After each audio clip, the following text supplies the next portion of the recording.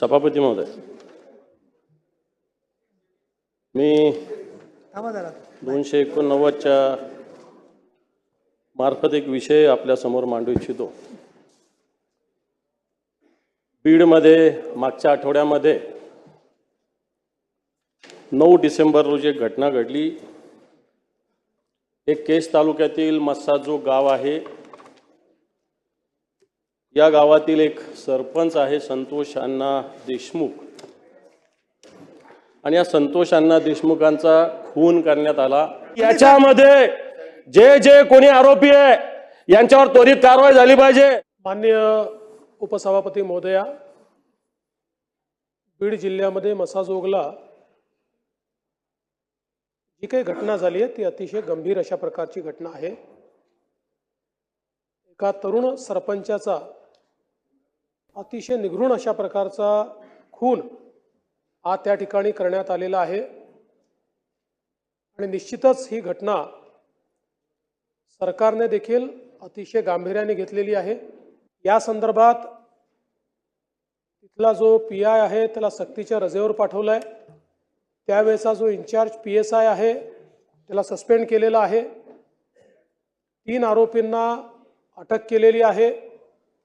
काही आरोपी अद्याप फरार असले तरी त्यांना शोधून काढून त्यांना देखील निश्चितपणे अटक करण्यात येईल। मुळातच मी माननीय विरोधी पक्षनेत्यांना एवढं सांगू इच्छितो की आरोपी कुठल्या पक्षाचा आहे, जातीचा आहे, धर्माचा आहे, कुठली भाषा बोलतो, कोणाशी संबंधित आहे, अशा प्रकारचा विचार न करता जो खरोखर घटनेमध्ये इन्व्हॉल्व असेल अशा प्रत्येकावर कारवाई केलीच जाईल। याकरताच ही केस CID क्राईमला ट्रान्सफर केलेली आहे। तिथे या संदर्भात एक स्पेशल SIT तयार करण्याला सांगितलेली आहे।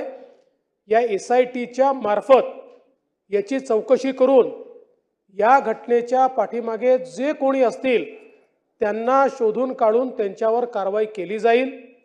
माझी आपल्याला एवढीच विनंती आहे, हे सभागृह एक सर्वोच्च सभागृह आहे। या सभागृहामध्ये आपण जेव्हा बोलतो त्यावेळेस ते 14 कोटी जनतेपर्यंत जातं।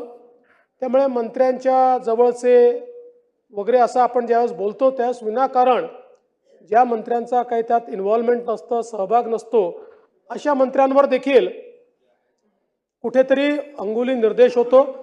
त्यामुळे मला असं वाटतं की सरकारवर, सरकार पक्षाचा, विरोधी पक्षाचा कोणाचाही दबाव हा कुठल्याही आरोपीला वाचवा असा आलेला नाही, कोणाचाच नाही।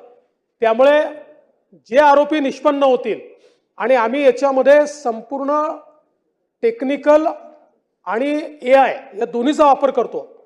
पहिल्यांदा काही गुन्हे आपण आता आर्टिफिशियल इंटेलिजन्सच्या माध्यमातून त्या ठिकाणी सगळी कनेक्टिव्हिटी शोधून काढतो। इथे देखील आपण ते करणार आहोत। त्यामुळे मी आपल्याला आणि आपल्या मार्फत महाराष्ट्राच्या जनतेला आश्वस्त करू इच्छितो की कोणीही गुन्हेगार असो यातला तो आम्ही सोडणार नाही, आणि ज्या पोलिसांनी त्या ठिकाणी कामचुकारपणा केला असेल, जाणीवपूर्वक केला असेल, त्यांना कारवाई झाली आहे। अजून कोणी त्याच्यात इन्व्हॉल्व सापडला तर त्याच्यावरही कारवाई केली जाईल।